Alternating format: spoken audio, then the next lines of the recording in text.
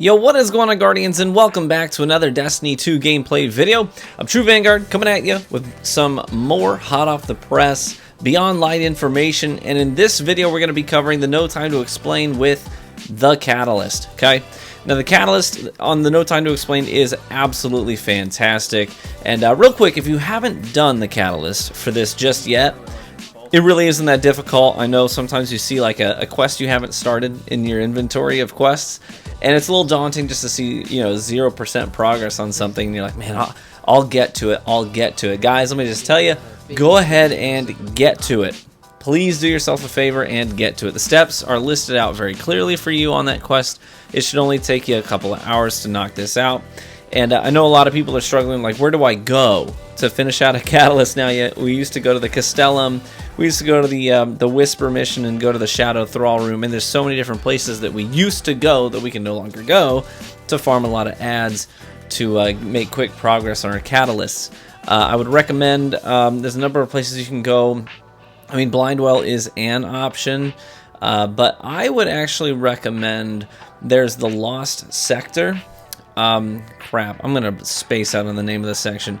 On Europa, there's a Lost Sector that is northwest of where you start out. So if you go, you fly into where Varix is, as soon as you spawn, instead of going to the right, go to the left, okay? Around that ridge, and the very next section that you'll get to, there is a Lost Sector in that area, right in the middle of that area, just north and a little bit west of where Varix is. There's only one Lost Sector there, you can't miss it.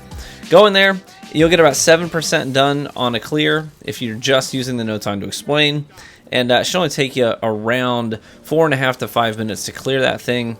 You'll get about 7% completion on the Catalyst, and the thing that I like about that is as soon as you're done with the Lost Sector, you literally drop down, walk out the door, and turn around and start it again in a matter of like 10 seconds. So it's not a lot of downtime. So anyways, let's talk about this Catalyst. So if you don't know what the Catalyst on the No Time to Explain does, it opens up a time portal. That's typical. It does that without the Catalyst, but that turret, that time portal, sort of like a little mobile turret that follows you around, it's going to shoot more frequently than just the standard version of the gun. So anytime you have a direct buff to your DPS in a game like Destiny, you want that. I mean, you don't want to do suboptimal damage. Your damage per second is going to be ramped up considerably when you get this Catalyst, because it's going to be shooting a lot more projectiles, a lot more bullets, aka flinching targets around you, doing supplemental damage to what you're dishing out yourself, and helping you locate targets, because it's going to shoot things that you aren't even aware of. So you definitely want this Catalyst, both for PvE and for PvP. It's going to considerably up your damage per second. That's huge in any game like Destiny. Now the gun itself, No Time to Explain, it's a very interesting gun, and it's all about doing constant damage and really limiting the downtime in your DPS. It's all about chaining kills. So it does 36 damage per headshot, and that's interesting because the No Time to Explain in Destiny 1 was a faster firing pulse rifle, and this is a 340 RPM that does 36 damage to the head. That's a 2-burst. If you're doing the math on that, that's an easy 2-burst kill. It does 22 to the body, so there's some forgiveness built in there. But you're going to be consistently 2-tapping people with this pulse, unless obviously you're flinched off the target, you miss a burst, whatever. That happens from time to time.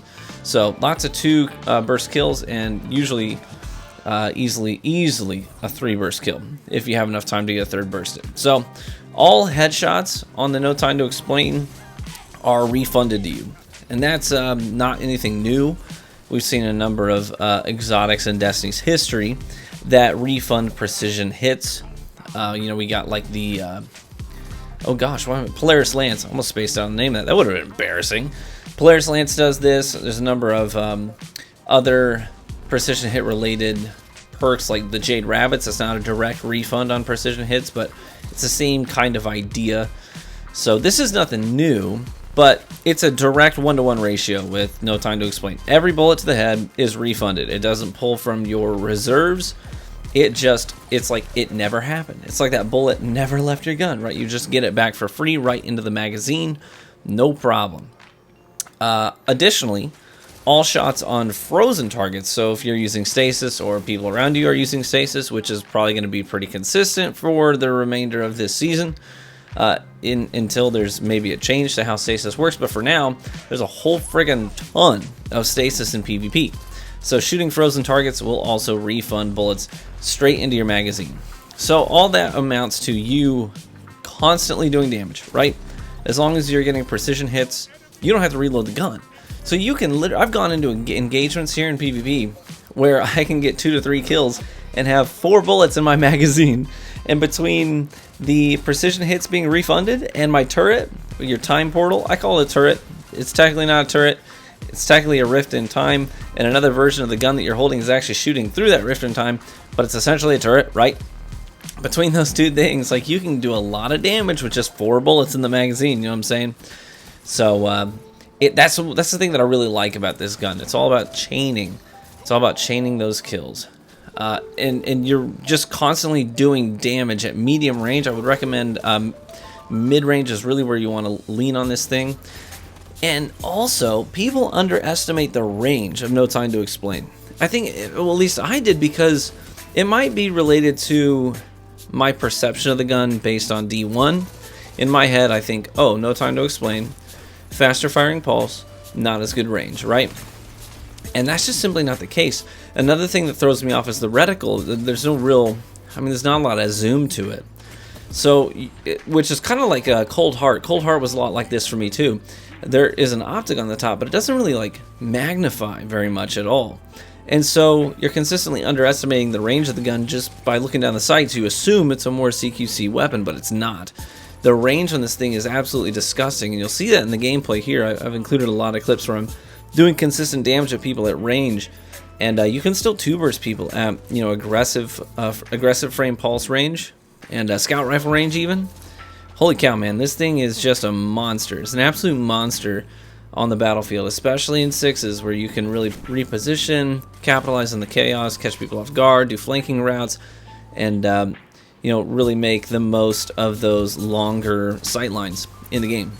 So highly, highly, highly recommend using this gun. Another thing that's nice is that there was a nerf to sniper aim assist, which is sort of an indirect buff to medium range weapons like pulse rifles, because it's getting a little bit harder for people to land their snipes on you.